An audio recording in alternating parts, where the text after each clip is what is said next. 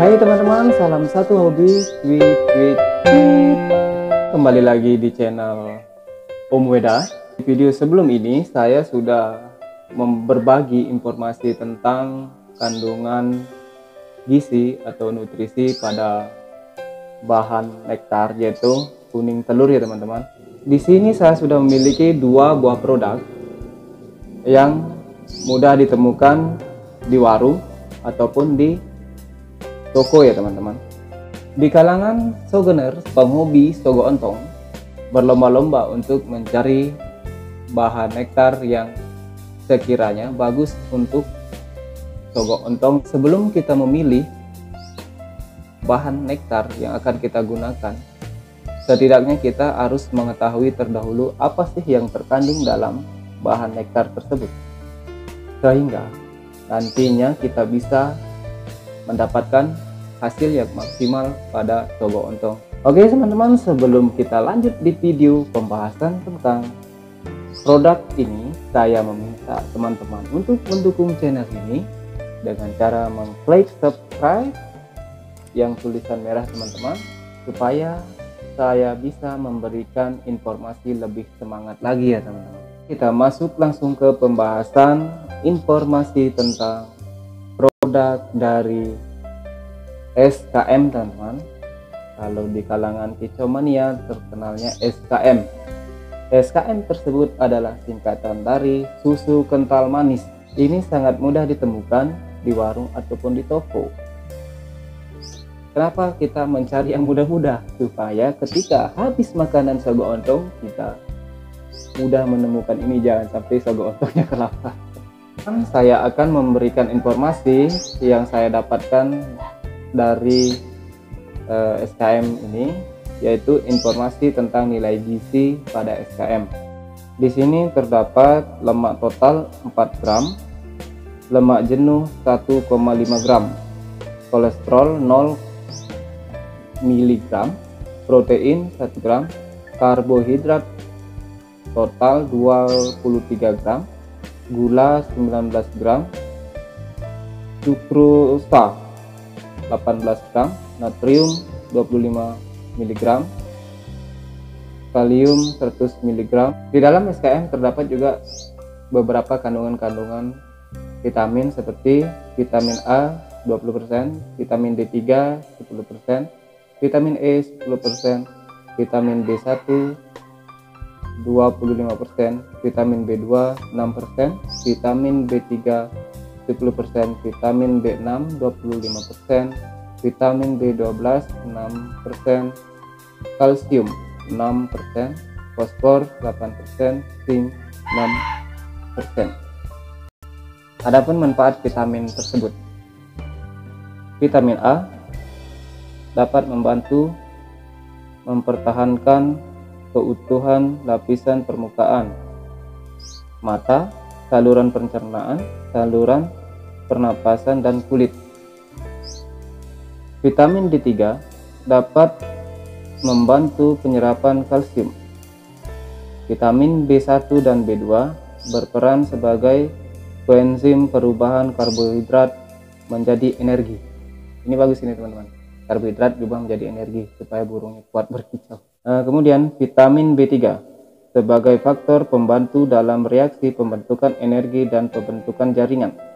Vitamin B6 salah satu faktor dalam metabolisme energi dan pembentukan jaringan.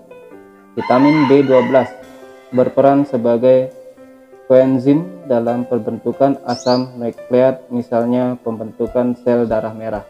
Baik teman-teman, kita melihat di kandungan pada bubur sereal susu sun. Ini saya gunakan kacang hijau ya teman-teman, karena pengalaman saya dulu pernah beternak lovebird ya teman-teman. Untuk meloloh anakan lovebird itu saya menggunakan sun kacang hijau. Mas, saya tidak membahas masalah lovebird ini, saya ingin berbagi informasi kandungan gizi pada sun kacang hijau.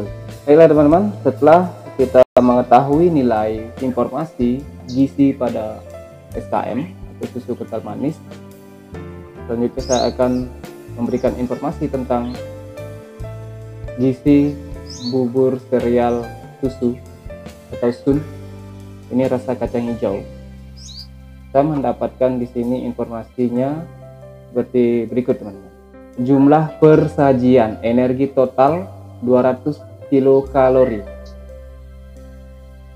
lemak total 3 gram, protein 6 gram, karbohidrat total 36 gram, serat pangan 2 gram, gula 13 gram, natrium 135 mg, kalium 125 mg.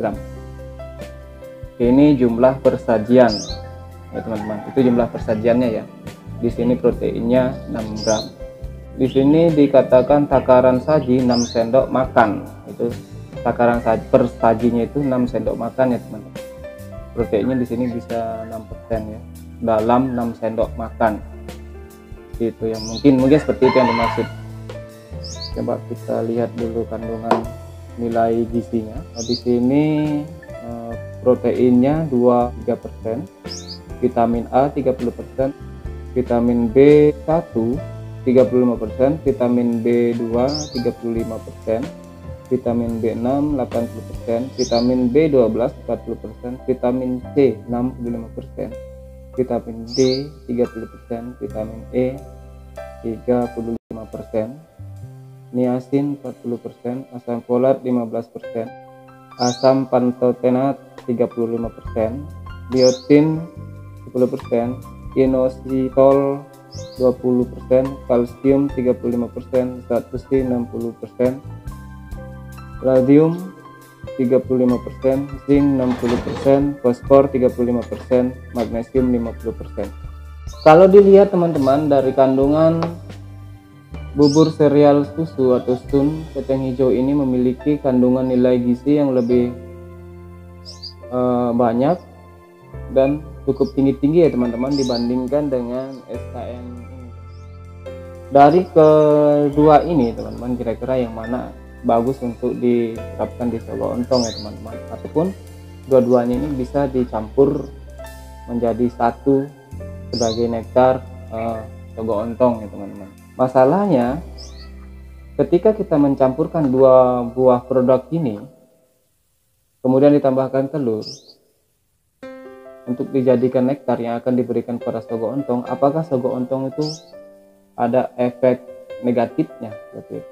Pengalaman saya untuk dalam merawat black sambir atau kolibri hitam ya teman-teman, saya cukup menggunakan SKM ini, burung tersebut sudah bisa gacor seperti itu. Cuma ketika kita mengandalkan SKM saja pada burung picuan sejenis kolibri hitam atau black sambir, itu untuk mutasi bulu itu kurang bagus ya, kurang cocok. Kenapa saya gunakan kurang cocok? Ya karena mengalami perlambatan pada proses pergantian bulunya ya teman-teman. Maka untuk mempercepat pergantian bulu pada kolibri hitam teman-teman, dulu saya menggunakan bantuan ekstra puding berupa kroto. Nah, kita bandingkan dengan kur yang beredar di pasaran ya teman-teman, seperti kur yang akan kita berikan pada burung murai atau cucak hijau atau kacer.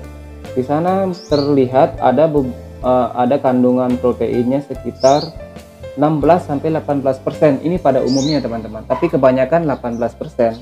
Ketika kita membeli kur, maka di sana ada tertera tulisan jumlah proteinnya sekitar 18%. Seperti itu.